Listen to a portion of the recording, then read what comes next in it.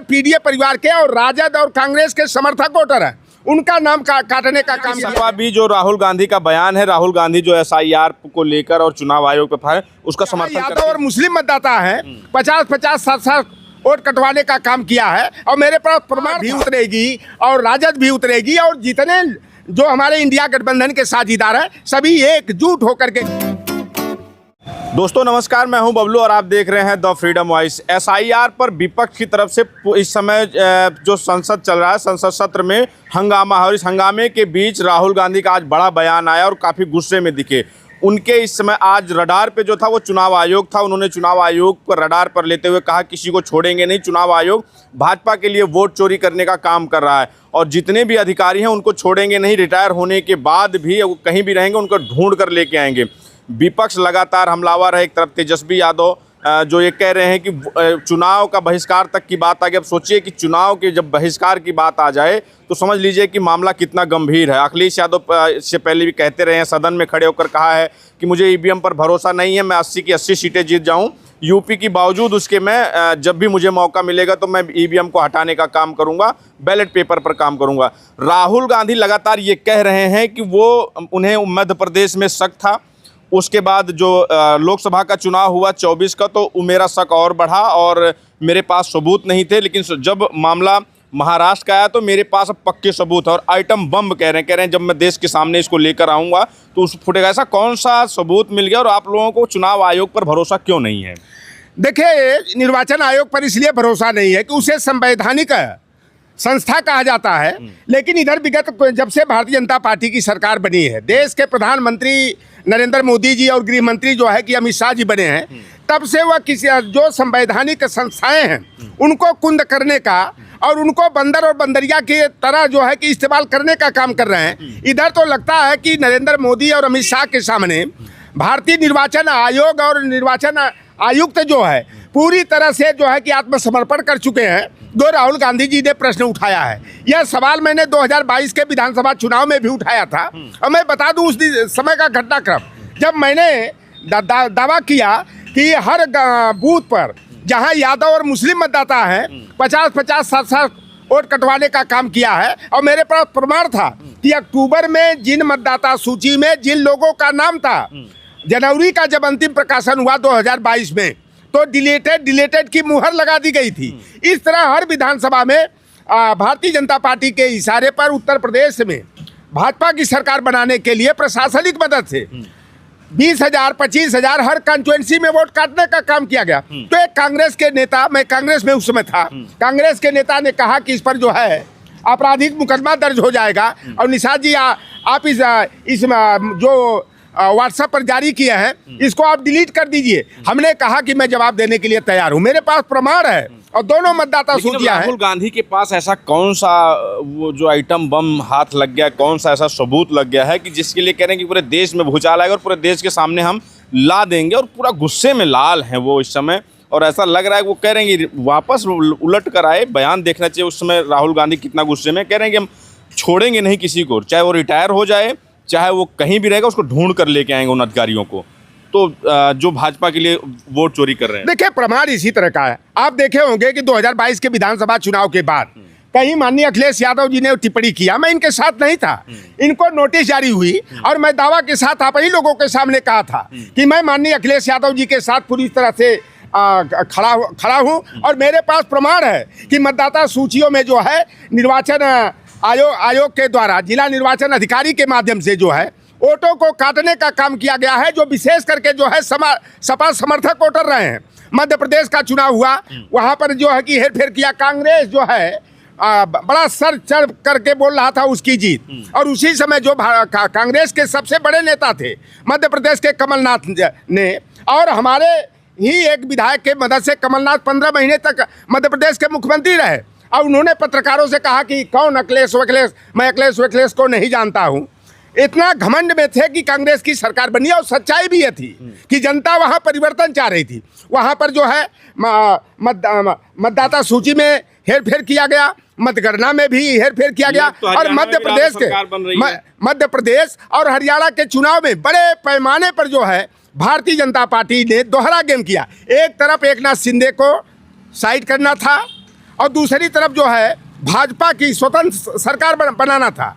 और भारतीय जनता पार्टी एक निर्वाचन आयोग के सहयोग से गड़बड़ियां पैदा करके उसने चुनाव, और राहुल गांधी जो कर रहे हैं। करोड़ों वोट बढ़ गए, 1 करोड़ से ज्यादा वोट जो है लास्ट वोटिंग के लास्ट दिन बढ़ गया, लास्ट के 1 घंटे में पड़ गया, 6% वोट बढ़ा दिया गया। हाँ। जो मतदान के बाद हर बूथ से जो है कि एक रिपोर्टिंग होती है कि कितना वोट शेयर हुआ है, कहाँ पर किस बूथ स्तर पर कितने वोट पड़े हैं।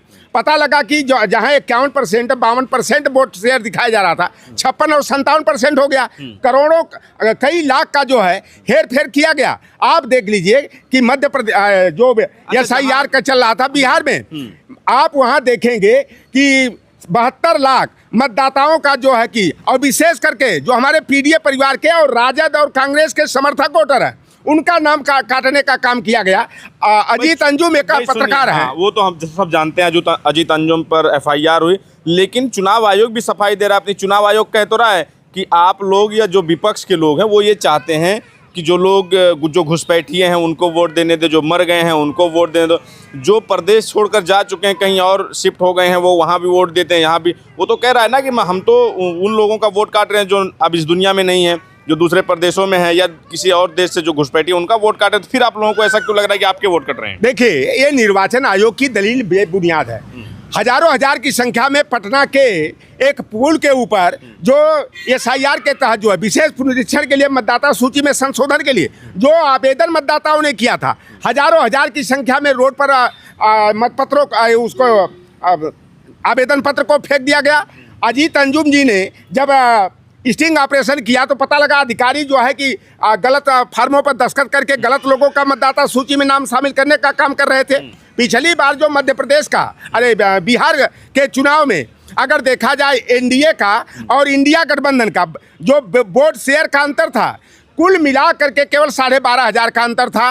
और 72 लाख मतदाताओं का नाम जो हमारे पिछड़े हैं, दलित हैं, आदिवासी हैं, मुसलमान हैं, उनका नाम काटा गया है। यह भारतीय जनता पार्टी पूरी तरह से नीतीश को दरकिनार करने का, भाजपा की सरकार बनाने का। विपक्ष को क्यों लगता है कि जहां आप लोग जीत जाते हैं वहां तो कहते हैं सब कुछ सब चंगा है, सब ठीक है, जहां हार जाते हैं वहीं आप EVM का सवाल खड़ा कर देते हैं, वोट कटने का। आप जब 10 मार्च 2022 से पहले तक आपको लग रहा था कि सरकार आ रही है, सब कुछ ठीक है, चुनाव आयोग ठीक है, वो है। जब आप चुनाव हार जाते हैं, अब 2024 में जब आप 37 सीटें जीत गए, सबसे अधिक जब से पार्टी बनी है, तब चुनाव आयोग ठीक था, जब वो मतदाता सूची ठीक थी। अब जब अगला चुनाव आएगा तो आप कहेंगे कि हार जाएंगे तो कहेंगे कि जी तो गड़बड़ी हो गई चुनाव आयोग। देखिए, जहां EVM का सवाल है, मैं साफ तौर पर कह रहा हूं कि EVM जो है भारतीय जनता पार्टी के लिए इलेक्ट्रॉनिक विक्ट्री मशीन है। जो जापान EVM मशीन को बनाता है, उसकी चिप को बनाता है। 2009 का चुनाव था और कांग्रेस की सरकार बन गई दोबारा 2004 के बाद। आडवाणी जी और सुब्रमण्यम स्वामी सुप्रीम कोर्ट में याचिका दायर किए कि EVM के माध्यम से जो है कांग्रेस ने गलत तरीके अपना करके सरकार बनाई है। फिर एक जांच समिति बनी, कमेटी बनी। जापान की कंपनी जो EVM बनाती है उससे पूछा गया कि क्या इसमें गड़बड़ी संभव है क्या? उसने कहा कि इलेक्ट्रॉनिक ही चीज़ तो है, उसमें गड़बड़ी संभव है। और इसीलिए हमारे यहाँ EVM जरूर हम बनाते हैं, चिप हम जरूर बनाते हैं, लेकिन हमें भी EVM से चुनाव न करा करके हम मतपत्र से कराते हैं।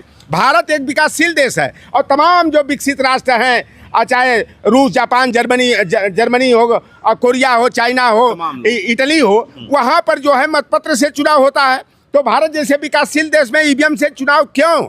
और ये EVM मशीनों में आप नहीं देखे, तमाम जगह जो है कि ज़बरदस्ती जो है, चाहे मिर्ज़ापुर का चुनाव परिणाम हो, चाहे फूलपुर का हो, चाहे कानपुर का हो, चाहे अलीगढ़, मेरठ और चाहे बांसगांव का हो, तमाम क्षेत्रों में जो है जिलाधिकारी ने हस्तक्षेप करके और वहाँ पर पुलिसिया जो है लाठीचार्ज करा करके चुनाव जीतने का काम किया। सपा भी जो राहुल गांधी का बयान है, राहुल गांधी जो SIR को लेकर और चुनाव आयोग पे फायर, उसका समर्थन करती है सपा पूरी तरह से। समाजवादी पार्टी, और यही तो हम लोग चाहते थे। कांग्रेस पार्टी के लोग इसलिए सहम रहे थे, हम लोग जब EVM पर सवाल उठाते थे, कांग्रेस इसलिए क्योंकि EVM लाने का काम कांग्रेस पार्टी ने किया था, इसलिए जो है कि वह इस मुद्दे पर मुखर नहीं होती थी। कांग्रेस इस पर सड़कों पर उतरेगी तो सपा भी साथ उतरेगी। बिल्कुल, सपा भी उतरेगी और राजद भी उतरेगी और जितने जो हमारे इंडिया गठबंधन के साझीदार हैं, सभी एकजुट होकर के जो है ईवीएम हटाने के मुद्दे पर जो है और मतदाता सूचियों में जो गड़बड़ी है उन गड़बड़ियों को दूर करने के लिए एकजुट होकर आवाज उठाने का काम करेंगे। और सरकार इसीलिए SIR के मुद्दे पर जो है लोकसभा में, राज्यसभा में चर्चा कराने से डर रही है और अलग मुद्दे लाकर 3 आतंकवादियों को आइन मौके पर मानसून सत्र की जिस दिन शुरुआत होती है ये मारने का काम करते। तो ये सब नाटकबाजी है भारतीय जनता पार्टी की कि असल मुद्दे पर प्रतिपक्ष चर्चा न कर पाए। ठीक है, तो ये लौटर राम निषाद जी हैं जो समाजवादी पार्टी के पिछड़ा वर्ग प्रकोष्ठ के पूर्व प्रदेश अध्यक्ष हैं। इनका कहना है कि ये जो समाजवादी पार्टी भी कांग्रेस के साथ खड़ी और अन्य सभी विपक्षी दल इस मुद्दे पर जो SIR का मुद्दा है, चुनाव आयोग का जो मुद्दा है, इस पर चुनाव आयोग के खिलाफ सारे विपक्षी दल खड़े हैं। तेजस्वी यादव इससे पहले कह चुके हैं कि चुनाव का बहिष्कार करेंगे। अखिलेश यादव लगातार ईवीएम पर सवाल खड़े करते रहे हैं।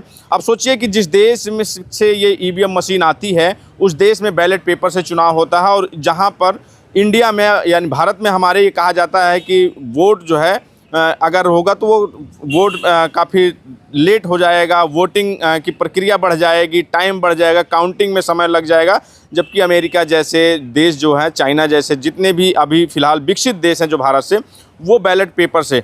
अब जब विपक्ष ही या जो मतदाता है जो मत डालता है, हम लोग भी जब ग्राउंड पर उतरते हैं तो लोगों से जब बात होती है तो लोगों के नज़र में कहीं ना कहीं ईवीएम को वो जो शक की निगाह से ज़रूर देखते हैं कि ईवीएम जो है, जो इस समय सरकार चल रही है वो ईवीएम से चल रही है। खैर बहरहाल ये सारे मुद्दे में हम आप पर छोड़ते हैं। इस पर आपकी क्या प्रतिक्रिया हमें ज़रूर बताएं।